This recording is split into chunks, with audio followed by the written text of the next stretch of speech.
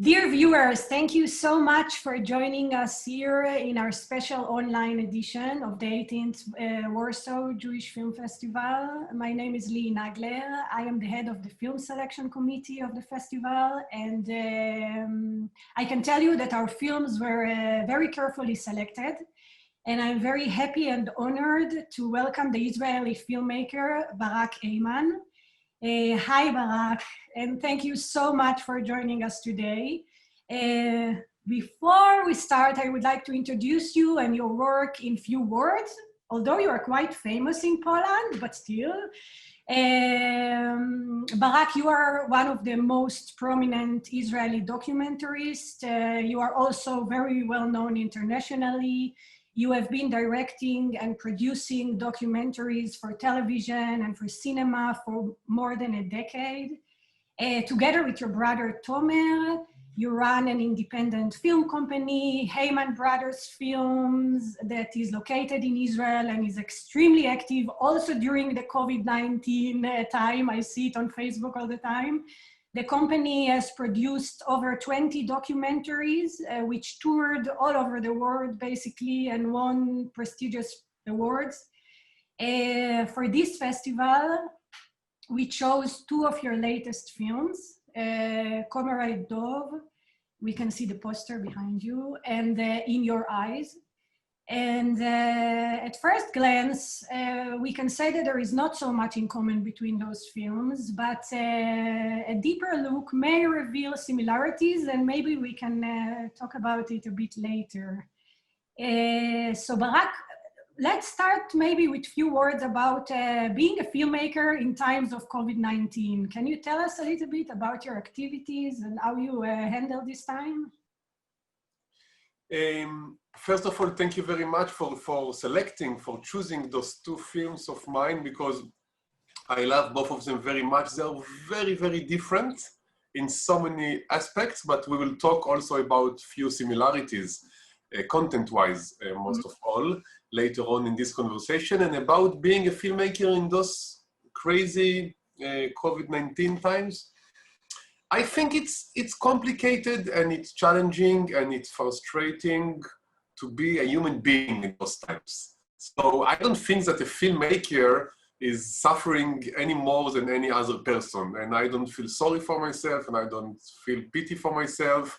I actually feel quite lucky that I still work, I still have things to do. I'm still somehow managing to make my living. It's more and more and more complicated at those times because the funding is more complicated, and also we don't have anymore the ability to tour all over Israel with our films and to talk to people and also to earn some money from those screenings because you're just not allowed to meet people.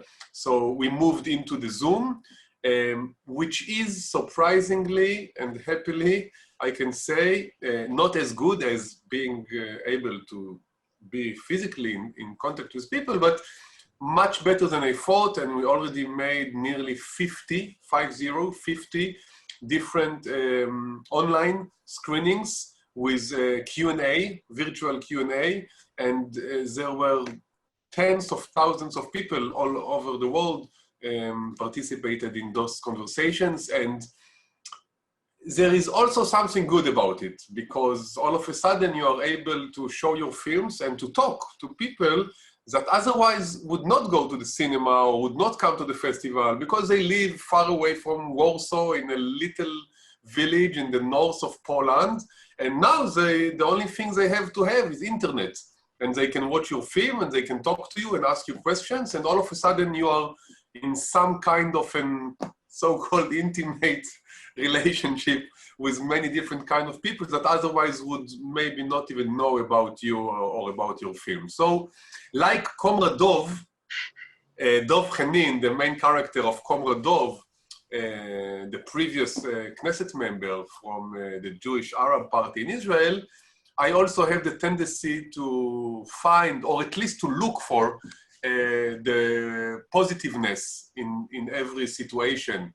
And it doesn't mean that I'm not aware of how dark, dangerous, ugly and horrible is the situation, but it doesn't mean that I'm not able to see that also in this darkness there are glimpses of lights and islands of sanity, and good things are also happening and not only bad ones.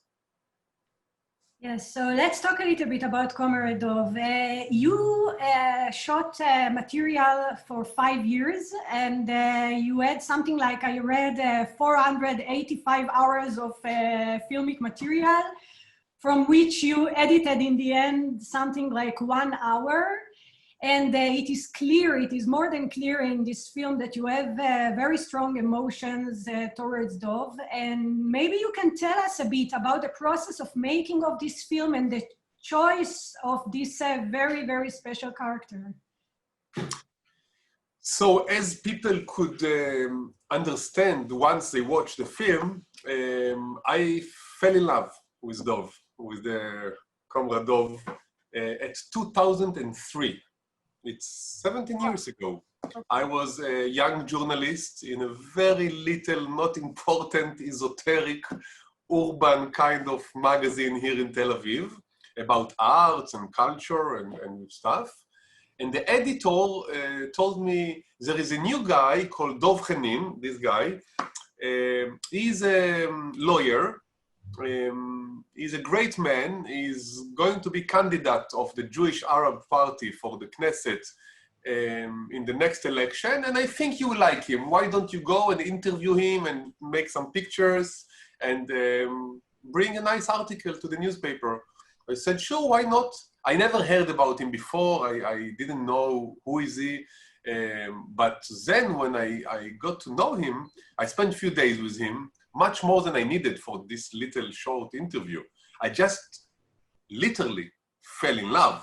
So it wasn't erotic, but it was everything else, because I just wanted to be with him more and more and more. I liked the way he looked at things. I liked his enthusiasm. I liked his passion. I liked his him being such a great fighter for justice. What I liked the most maybe is that even though you understand very well how bad is the situation was already bad in 2003, of course, about the occupation, about the apartheid, about the violence against the Palestinians, about everything.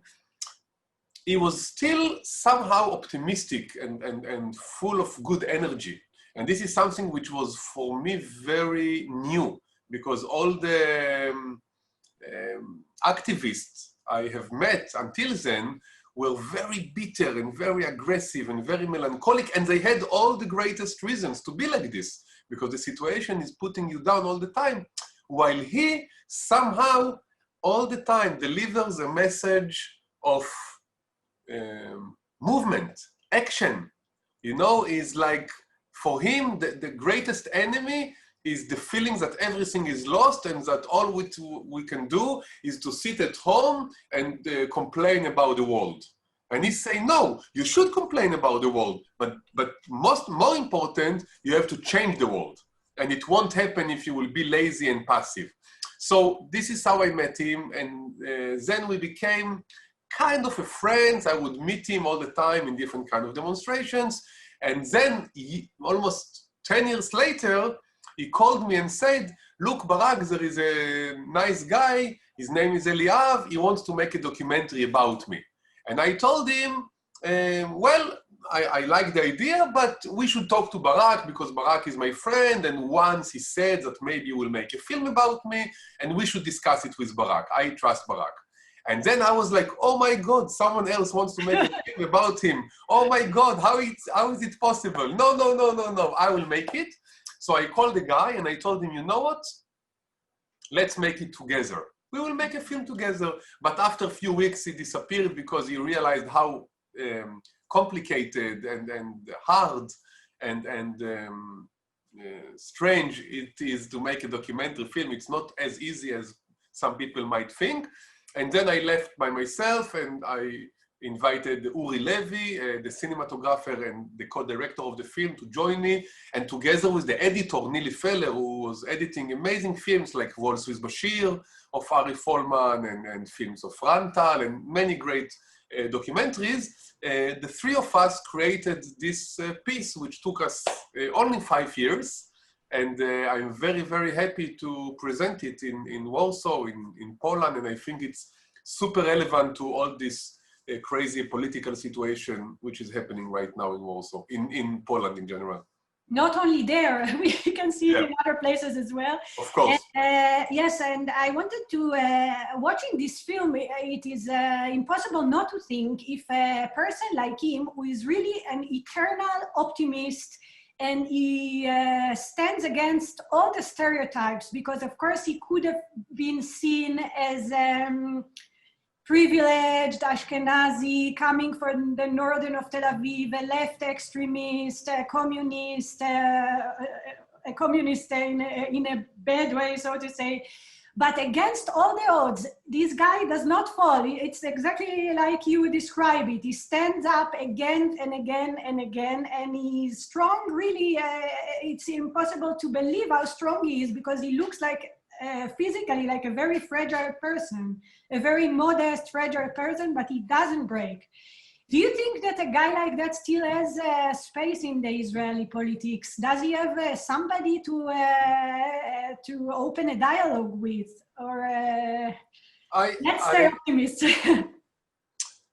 Look, the politics is an ugly game, not only in Israel, in Poland, in USA, in Brazil, in Hungary, in UK, Italy, wherever you go, you find very ugly politics.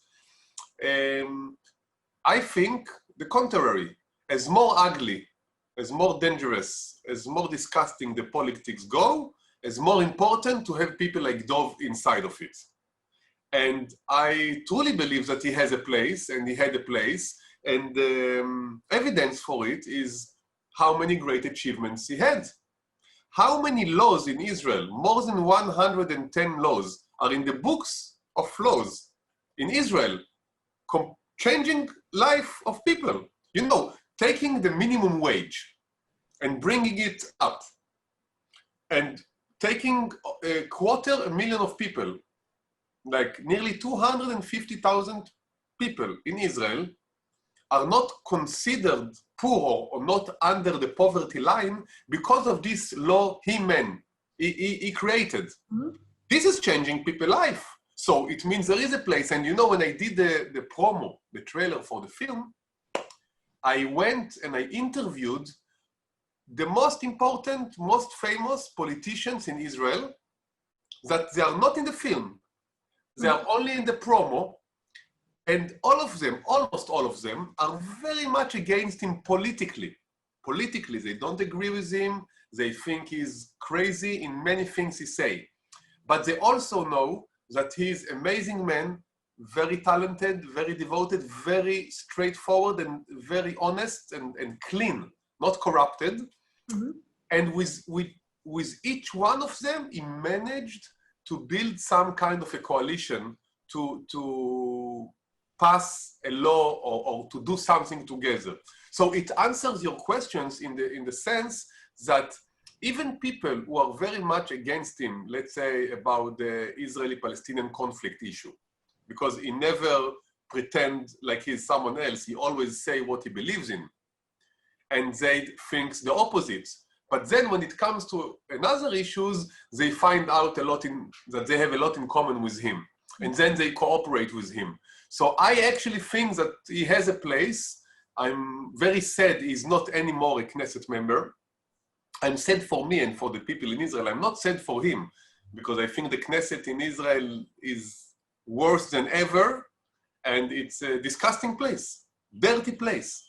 But he's still doing a lot of politics just outside of the parliament, outside of the Knesset. He's still influencing in his way the reality in Israel.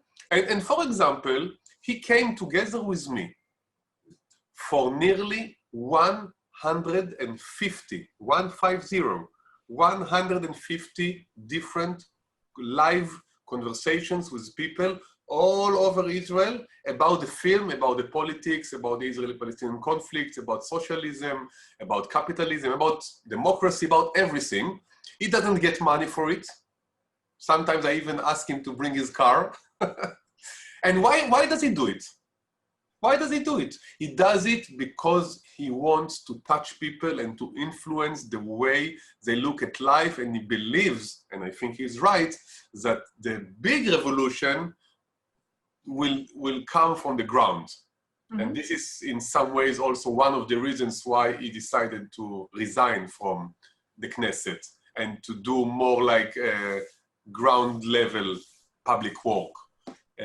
He's amazing. What can I say? I hope you guys watch the film. He's amazing. He's amazing. It also gives me the feeling that after meeting him and making this film, your approach to filmmaking also maybe changed, because you maybe understand more how influential it could be. I don't know if you meant when you started to make this film, if you wanted to make a so-called political film. Of course, it is political figure, but this film also serves a purpose of calling for a change, for repairing something in the society. And this is part of your work. This is something that also reflects on other works. Yeah. It's true what you are saying, and it's interesting.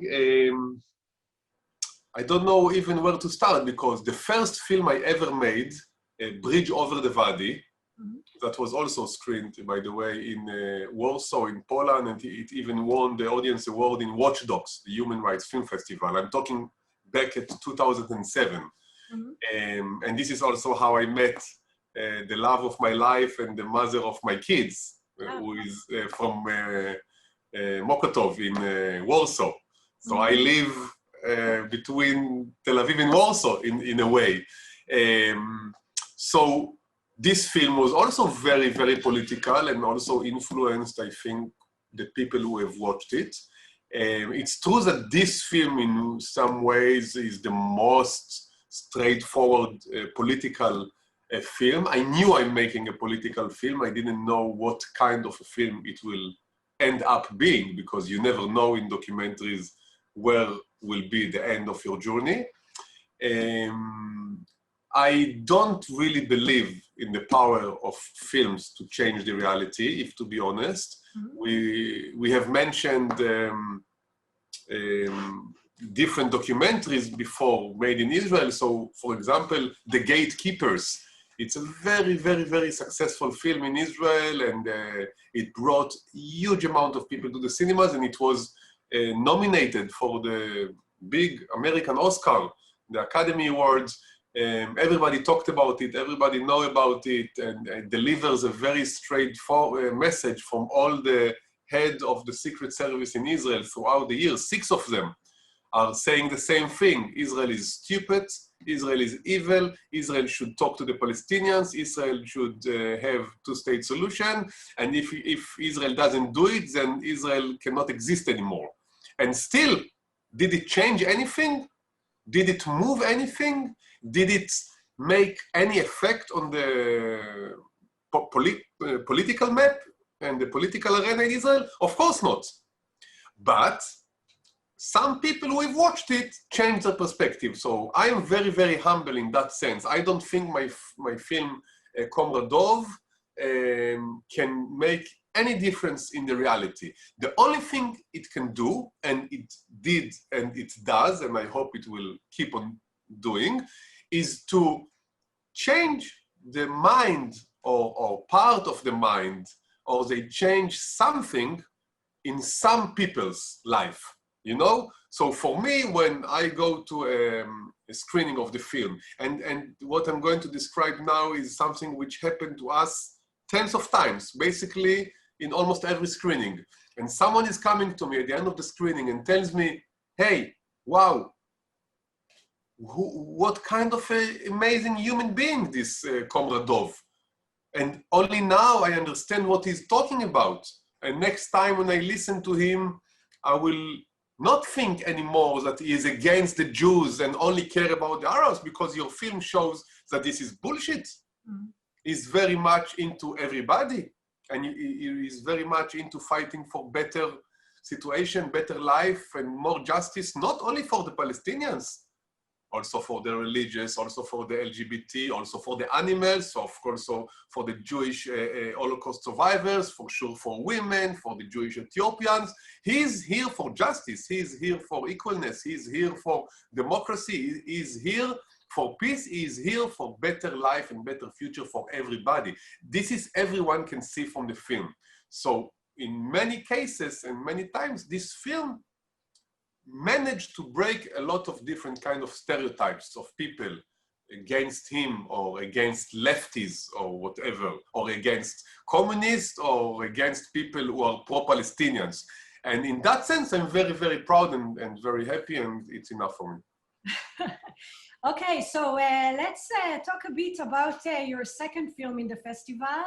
So I need to change the poster. I need to change the poster. I will give you a second to change the poster. Of course, So the film is called In Your Eyes. In Your Eyes. The festival, but here it is under the title Upload. Upload. The explanation is that it was originally a 4-episode internet series in which you follow the personal lives of 4 young Israeli YouTubers. So every episode was dedicated to one of them, but in the film that we are going to screen in the festival, you re-edited everything and the stories are combined one in another. And can you, before I will tell you what I think about the film, can you tell us a bit how you chose your 4 characters? Because I can imagine you had a very large selection to choose from.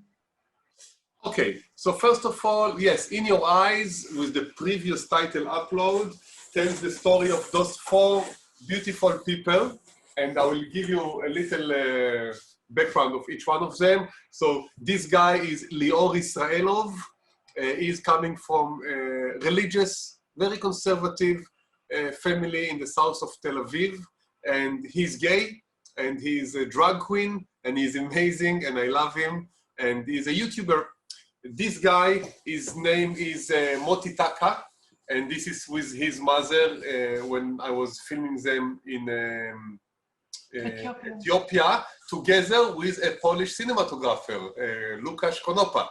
And he is a very, very famous musician in Israel that all of his career started with uploading music to YouTube. And this is Chen Kalfon. Where is she? Here. This is with her kids. And she is one of the very few religious YouTubers in Israel. And for sure, one of the very, very, very few religious female YouTubers. And here you have, where is the, okay, Hannah Ziad. She is super successful, famous Palestinian YouTuber with Arabic channel. She has 700,000 followers all over the world, mainly, of course, in Arab countries, also in the occupied territories, also in Gaza, also in Israel itself, but mainly in Jordan, Morocco, Algeria, Iraq, Lebanon, Syria, and she is unbelievable. And she has a crazy story because her father was murdered, was killed by Israeli soldier, Israeli policeman of the border police. And even though she experienced the most horrible experience one can experience, she decided to deal with her pain by bringing a lot of good energy into her YouTube channel. And with her mother that appears in the film, you can see that slowly the politics is being involved, but in a very sophisticated way. And I love her, and I love the 4 of them, and I'm very, very proud to screen this film in your festival. I got, it was a cooperation between me and Google Israel with YouTuber Creator for Change. And they gave me a list of hundreds of YouTubers and told me pick up the ones you want. And I checked their channels. Most of them were, for me, very boring. and not interesting. But I was surprised to realize that actually many of them are super interesting, and some of them are even provocative and political and challenging and good stuff. And as I picked up Dov, and as Tomer, my brother, picked up many of his films, it's something in my body. I went to see the guy in a drag queen show in Yafo, next to Jaffa, where I live. And I saw him on stage and I was like, oh my God, this is unbelievable. And then when I shot him once just to do some kind of a research, and his mother just called and he put her on speaker, and you can see it actually in the film, it's almost the opening scene. I was like, wow, what is this mother and what is this guy and what is this relationship? And I decided I'm going with him. And yeah, so I did some research and I decided that those 4 people are, first of all, I like them, I love them, I'm attracted to them, I want to be next to them, I'm enjoying being with them, but also each one of them is in a way a revolutionary in his own world. So for example, Moti Taka also, and you can see it by the way in the film for a short episode, he's on stage in the big gay parade in Israel. I know Polish people, Polish government is very much into gay parade. They like it. They put it in front of everybody. So for him, who is coming from a place also religious and also conservative, and some of his friends are not like so welcoming all this LGBT thing, but he was like, no, I will do it, and I'm proud of it. And I realized that, hey, this guy has a balls. And then when he told me that he have never been to Ethiopia and that his mother have never went back to Ethiopia ever since the 80s when she came to Israel, and she doesn't even have a passport, I decided, okay, this is my story. I go together with both of them to Ethiopia, and it was an unbelievable experience that you can feel some of it in the film. I wanted to tell you what I was thinking about this film, and it's very interesting for me to hear what you think about that. So this is clear that this is a film about a specific generation. And I read an interview with you where you say that those young people are serving as some kind of a subversive alternative to the melodies of the Israeli society, that they are some kind of a repair or an alternative to the things that are wrong in the society. My personal opinion, after watching this, I watched the series in Israel and I watched the film now again for the festival. My personal opinion is that this film reveals in many ways how the YouTube channels and all those social media videos are creating an unbridgeable gap between the realities of those characters and what they put on YouTube. And in the end of the day, those characters, they return to some very specific tribe. So it is clear, and you're right, that you can see Moti Taka in the gay parade, and you see lots of interactions, but they have some very specific tribe inside the Israeli society. And the tribe, in the end, is represented by a very, very strong, unforgettable, and a dominant mother. So each one of them has a mother who leads them and made them to be what they are. And in this sense, I had a feeling, maybe it comes from my age, I don't know, that the older generation sets the real challenges and not the younger one. And I can also give you many examples in the film. So, for instance, the relationship between Lior and his partner, and the way that it's very difficult for them to stand in a clear way, and both of them are very smart, intelligent, to stand in a clear way for their identities and beliefs. It's difficult for them to really stand and to say, this is how it is. And the mothers, they do it all the time, which is maybe you see it, they are not in such a positive way, but they know the way. They understand it's inside them. They know where they want to arrive, and they set the way and they go. And the young people are very, very flexible. They are here and there. They are not political. They are yes political. They want children. They don't want children. Okay, so what do you think about that? Wow. First of all, what I think about it is that it is one of the most interesting, deep, exciting. Wow, I am completely read. Explanations of my film. Really, I'm very proud and honored to hear what you say, because in many ways, this is what I wanted to feel. Nothing is happening by chance, by accident.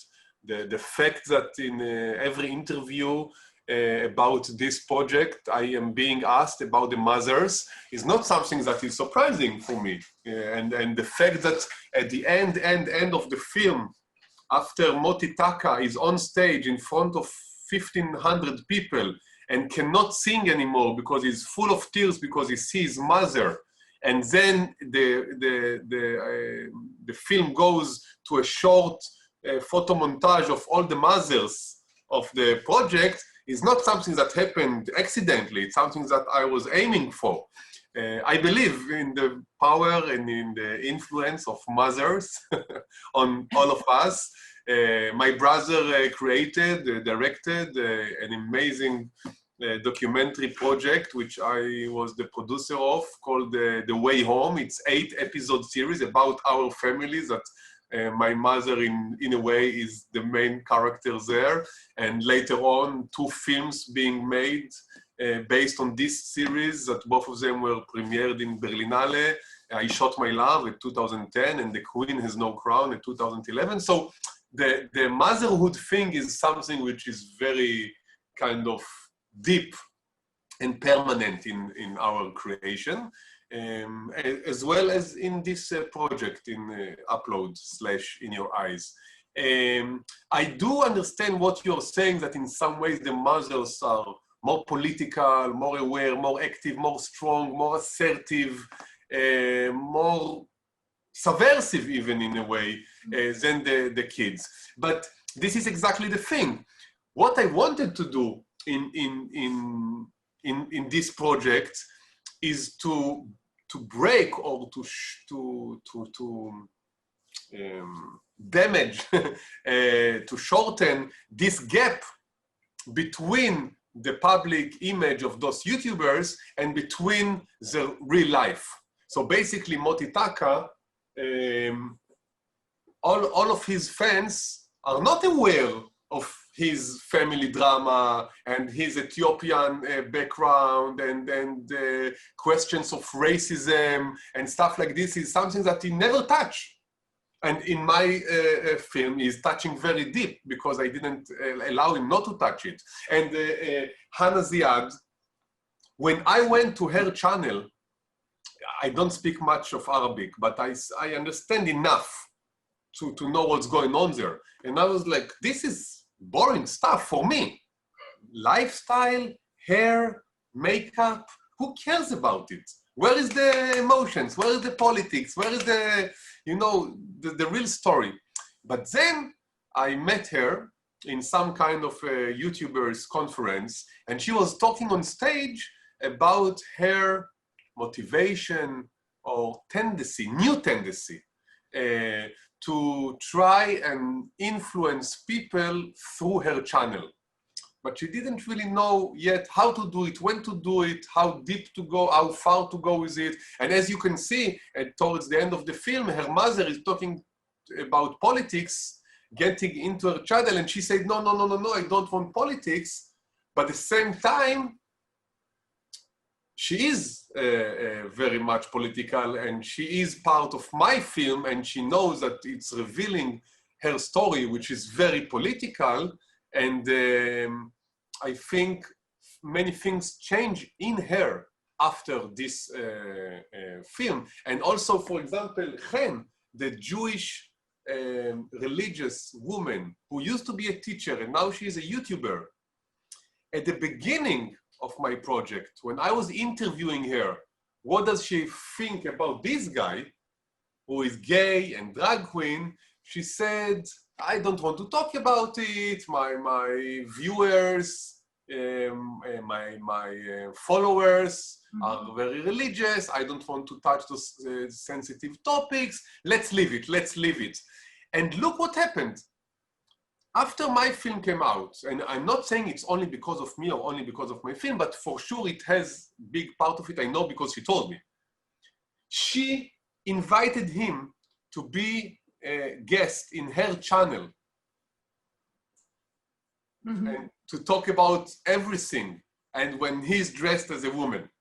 So things are changing, and I'm happy to say that those kids who are maybe not so political as I wanted them to be, they are political in their own way, and they are influencing people in their own way, in a very political way, by the way. Because Moti, for example, if you remember, the guy who is responsible, by the way, he was writing the lyrics of Toy, the Israeli song which won the Eurovision contest. He's saying about him in my film that when Moti Taka, religious, Ethiopian, man, straight, is on stage in this huge gay parade show, he doesn't need to say anything about LGBT rights. He just has to be there. This is all what he has to do, and this is exactly what he did. And this is the statement. So I think it's complicated, and it has many different kind of layers. And also him, when he's, if you remember, when he's driving the car at the beginning of the film, and then he shows me that people are posting something negative, ugly about him being gay. So his politics is so fascinating and so, how do you say, sophisticated, that the way he answers them is not "fuck you, you're ugly people." He's like attacking them with love. Yes. And this is something very interesting. So he breaks their anger and he breaks their hate, not by being angry and full of hate back to them, but the opposite, by telling them, "I love you too, guys." You know? So it's interesting. Yes, it is definitely interesting. Those are interesting characters. And before we end, I would like to ask you about the connection between the films. Do you see any connection between the characters, or you see some similarities, maybe after we talked about how strong characters could be and they don't break? I think that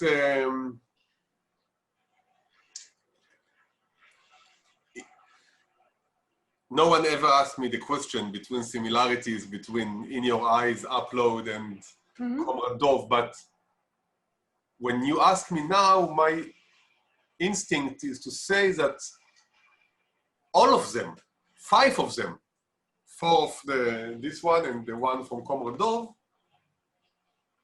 are not afraid to challenge people, to go, you know, to swim against the stream, to be subversive, to be even underground in many ways, alternative, to do things, to say things which are not in the mainstream, but yet not to turn their back to their roots and not to deny their heritage, the place where they come from.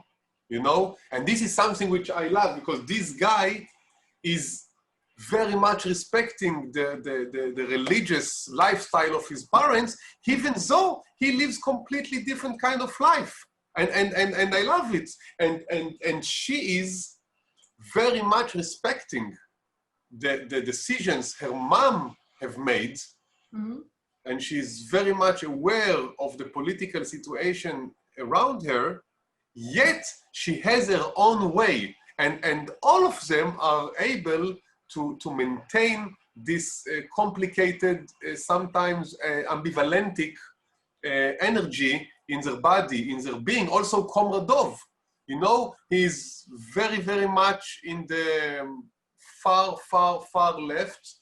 Almost most of the Israeli Jewish people in Israel think he's completely crazy. Yet, he's very, very much of a patriot for Israel in a way. Not for Israel politics, of course not, but for Israel as the place he was born, and for Israel as the place his father was fighting for its independence.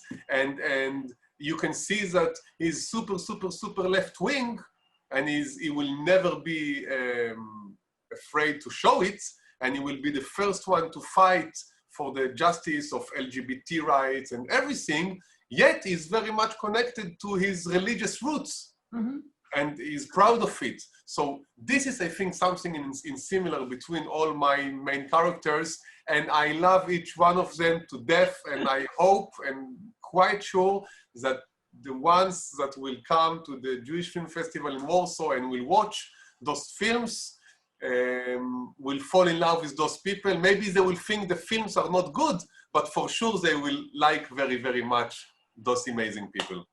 Barak Heyman, thank you so much. I'm sure that everybody will think that the films are wonderful, and I hope and pray that next year we will see you on stage in Warsaw. Thank you so much. Bye for now. Bye. Dziękuję. Dziękuję.